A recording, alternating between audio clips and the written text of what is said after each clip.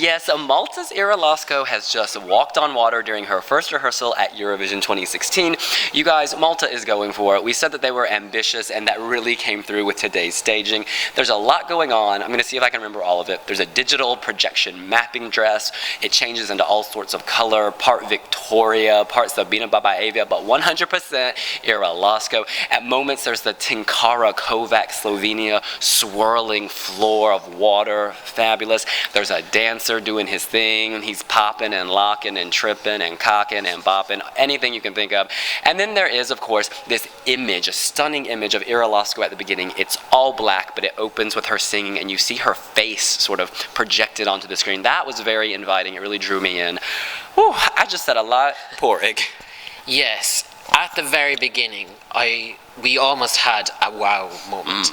It was very similar avant-garde staging to what Armenia gave us yesterday. And it started off with the screen, as you said, and that was kind of a purple Ira Losco, and then there was kind of a golden Ira Losco projected onto the back of her dancer.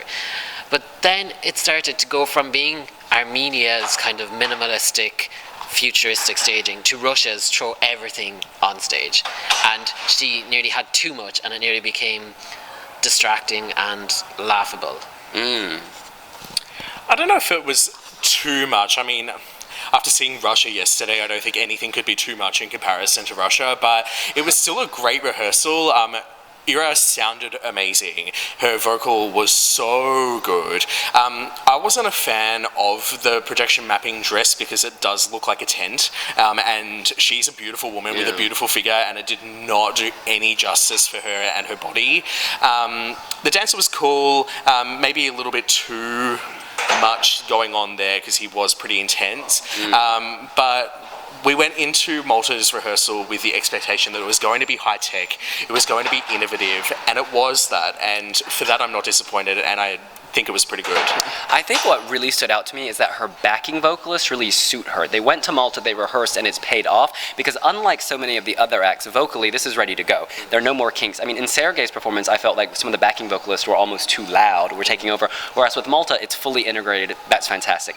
So now, I think, Porig, to your point, they do need to kind of not tone down, maybe just edit something out from the second half of this. There's so much going on. When I try to think of what to say, I can't even focus on one item. Like, at one point, the floor gets all yellowy and wavy, and I love that effect, but there's so much else going on, I can't remember what it is because of that yellow wave. Do you know what I'm saying?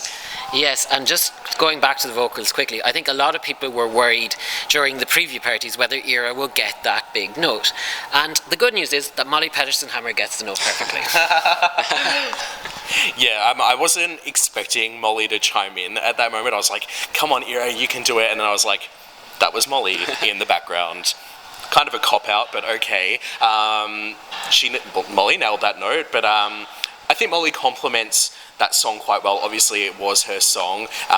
Well, it is Ira's song, but I think the whole entire production at this stage is pretty good for a first rehearsal. Of course, there's going to be kinks in every performance that need to be ironed out, but they're on the right track. Absolutely. Do you think she's going to the final? Can she make the top 5? I think once she tidies up her staging and that she's in all the marks at the right time and the dress, the projections onto the dress are accurate, I think she should make the top 10 in her semi-final. I don't think she'll be top 5 in the grand final. I second that. I think she'll be fine to get into the final. She's got the added bonus that she's the last to perform, so she will be fresh on the voters' minds. But the stage itself, I mean, the production itself deserves to be in the final. I don't think a top 5 position is as guaranteed as I thought it would be, because I think we have seen stronger entries over the past couple of days from semi-final 1. But I think it'll breeze through to the final. One final point. In the beginning, she seems to be walking down a road or a runway, and the illusion, there's a line on the stage and it goes onto the wall, so it looks like the stage is miles and miles long.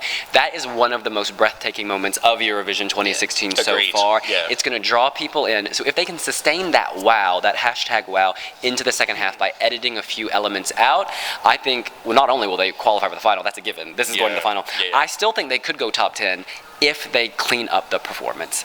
In any event, that's what we think. What do you think? You can let us know here on wiwibloggs. And walk on over to the subscribe button. and give us a like. See you later. Bye.